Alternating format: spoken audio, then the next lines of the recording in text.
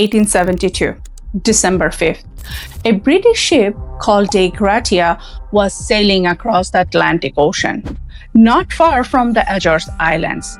The crew noticed another ship in the distance.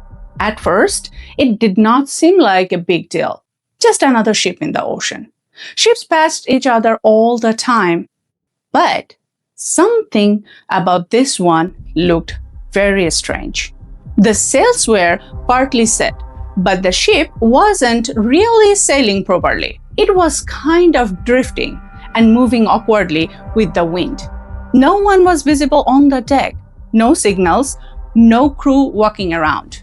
So, the captain of the Dei Gratia, Captain David Morehouse, decided to take a closer look. When they got near enough to read the name of the side of the ship, they saw it. Mary Celeste. Now, this is where the mystery begins. About a month earlier, on November 7, 1872, the Mary Celeste had left New York Harbor, heading to Genoa, Italy. On board were 10 people. The captain was Benjamin Spooner Briggs, an experienced and well-respected sailor.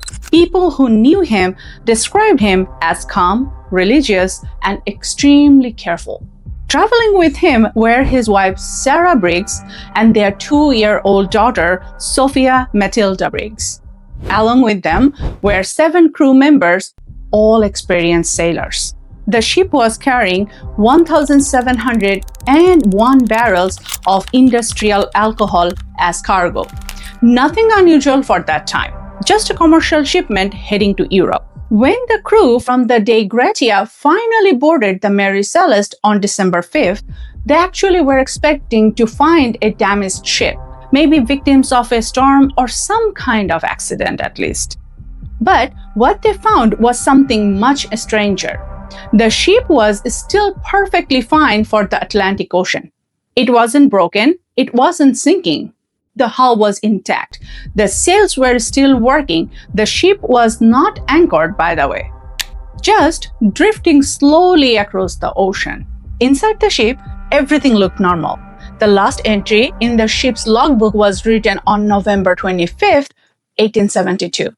It placed the ship near the Azores Islands and recorded normal sailing conditions. No storms, no emergency, no sign of troubles. And then, nothing. For the next 10 days, there were no more records.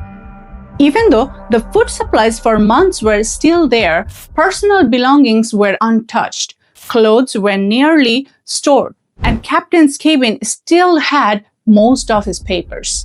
So basically, everything looked normal. There were no signs of violence, no blood, no broken furniture, no evidence of fight. Just those 10 people were vanished. But investigators did notice something interesting. Out of that 701 barrels, 9 of the alcohol barrels were actually empty, likely due to leakage. Later, inspection actually showed that those barrels were made from red oak instead of white oak, which actually made them more likely to leak. By the way, this is one reason investigators believed that alcohol fumes could have built up inside the cargo hold. Also, there was about 3.5 feet of water in the ship's hold. That might sound serious, but for ships in the 1800s, that amount of water was usually manageable. Here are some few important things that actually were missing from that ship. The lifeboat was gone. The ship's navigation instruments, including the sextant and chronometer, the tools that sailors used to calculate their position at the sea. There were no distress signals, no signal for rockets fired, no emergency flares, no message asking for help. I wonder how would they message someone? Did they have radio by that time? Anyway, in the 1800s, ships usually signaled distress using rockets, flares, flags, bells, or cannon shots. None of those signals were used. And the most haunting details of all, the lifeboat was never found. Not days later, not months later, not even years later. Naturally, investigators started trying to figure out what could have happened.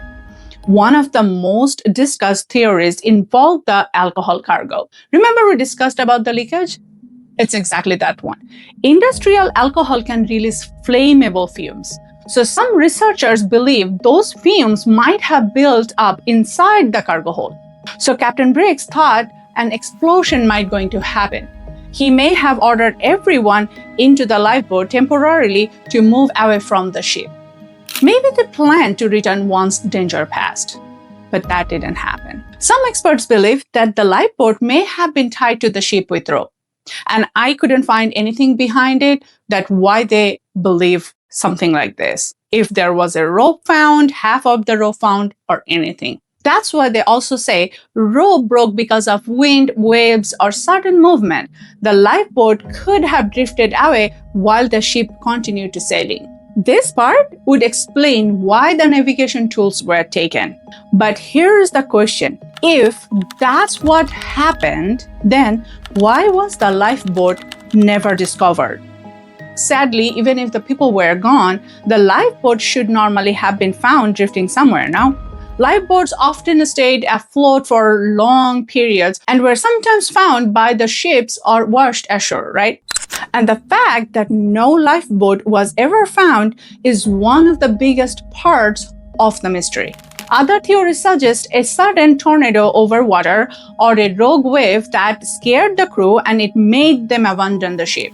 But again, there was no damage on the ship to support those ideas. And remember, we already know the ship was not anchored. It was simply drifting, so which means nothing was holding it in place. Also, if you're like me, some of you might already be thinking, what about the Bermuda Triangle? Well, let me tell you, the Mary Celeste was found near the Azores Islands in the Eastern Atlantic, thousands of miles away from the Bermuda Triangle. Obviously, that theory is... Anyway, pirates were also suggested, but pirates would normally take valuable cargo, not the people. Imagine pirates leaving the food and all those valuable items and somehow just taking all 10 people, maybe to join their crew. That would be too much. Yeah, no, that theory is out too. Anyway, over time, newspapers began publishing more dramatic ideas. Some stories claimed sea monsters attacked the crew, which sounds wild today, but was surprisingly common in the old maritime folklore. Sailors often told stories about giant squids or unknown creatures pulling ships under the water. In this case, ship was still fine. One writer even published a completely fictional story about the crew murdering each other, and many readers even believed it. But the theory also falls apart. You know how? Because there was no blood, no fighting, no clues like that. And also, what happened to the last person? So you got the idea. So many theories out there, but nobody still knows what happened to those 10 people. And the Mary Celeste was repaired and continued sailing for several more years. Eventually, in 1885, it was deliberately wrecked in an insurance fraud scheme.